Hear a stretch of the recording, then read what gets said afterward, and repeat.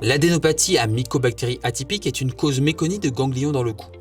Lorsqu'un patient découvre une boule dans le cou, la première inquiétude est souvent de penser à un cancer ou à une tuberculose. Pourtant, il existe une autre cause, moins connue, appelée adénopathie à mycobactéries atypiques ou infection à mycobactéries non tuberculose. Ces infections sont relativement rares, mais elles représentent une cause importante d'adénopathie cervicale, en particulier chez les jeunes enfants. Chez l'adulte, elles sont beaucoup plus inhabituelles et surviennent surtout chez les personnes ayant un système immunitaire fragilisé. Contrairement à la tuberculose, ces bactéries ne se transforment généralement pas d'une personne à une autre. Elles sont naturellement présentes dans notre environnement, dans l'eau, les sols, la poussière, les végétaux et parfois même dans les réseaux d'eau domestiques. La plupart des individus y sont exposés quotidiennement sans jamais développer de maladie. Alors, que sont les bactéries atypiques ? Les mycobactéries appartiennent à une grande famille, si on peut appeler ça famille, pas très sympa, regroupe plus de 200 espèces différentes. Les plus fréquemment rencontrées en ORL sont Avium complex, MAC, Mycobacterium kansasi, qui ne vient pas du Kansas, Mycobacterium scrofulaceum, Mycobacterium abscessus. Ces bactéries vivent naturellement dans l'environnement et ne sont pas considérées comme contagieuses dans la vie courante. Alors comment survient cette infection ? Chez l'enfant, la contamination survient probablement après un contact dans l'environnement, jeu dans la terre, exposition à l'eau, manipulation d'objets contaminés. Les bactéries pénètrent par de petites lésions de la bouche, des gencives ou des amygdales avant de rejoindre les ganglions du cou par les vaisseaux lymphatiques. Chez l'adulte, l'infection est plus rare, elle nécessite souvent un terrain particulier, immunodépression, traitement immunosuppresseur, transplantation, infection par le VIH, maladie chronique. Quels sont les symptômes ? L'évolution est généralement très lente. Le patient remarque une boule dans le cou qui grossit progressivement pendant plusieurs semaines. Le ganglion est souvent indolore, mobile au début, ferme, peu inflammatoire.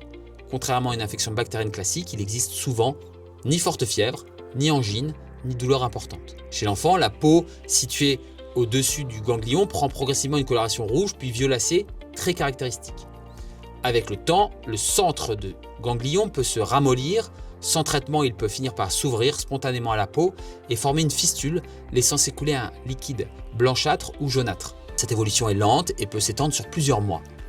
Alors comment différencier cette maladie d'une tuberculose ?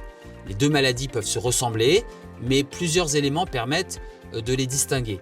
Les mycobactéries atypiques provoquent généralement un seul groupe ganglionnaire atteint, peu ou pas de fièvre, très peu d'altération d'état général, une atteinte essentiellement cervicale au niveau du cou. A l'inverse, la tuberculose est plus volontiers associée à une perte de poids, des sueurs nocturnes, une fatigue importante, parfois une atteinte pulmonaire. Le diagnostic définitif repose toutefois sur les prélèvements microbiologiques.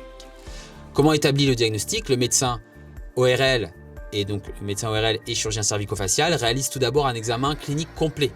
Il recherche la taille des ganglions, sa mobilité, la coloration de la peau, la présence d'une fistule, d'autres ganglions. Une échographie cervicale est généralement réalisée. Elle peut montrer un ganglion augmenté de volume, des zones de nécrose, c'est-à-dire des petites zones peu de cellules vivantes, parfois plusieurs cavités remplies de liquide.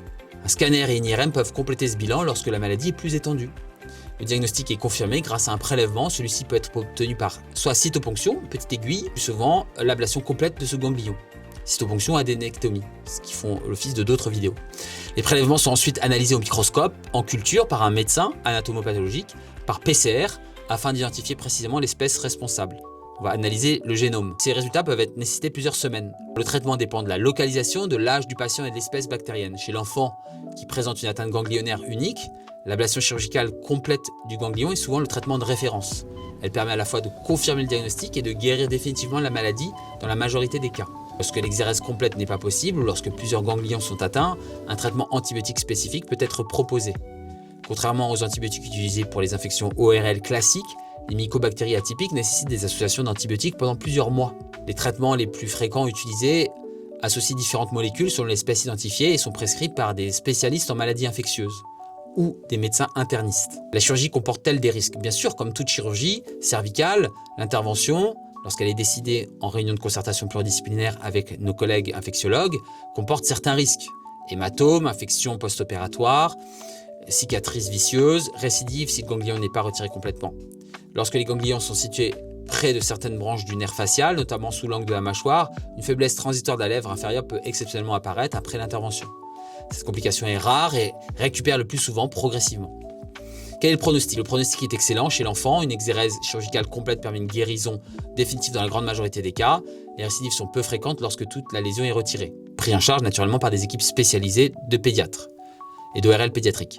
Chez l'adulte immunodéprimé, le traitement peut être plus long et nécessiter une prise en charge multidisciplinaire.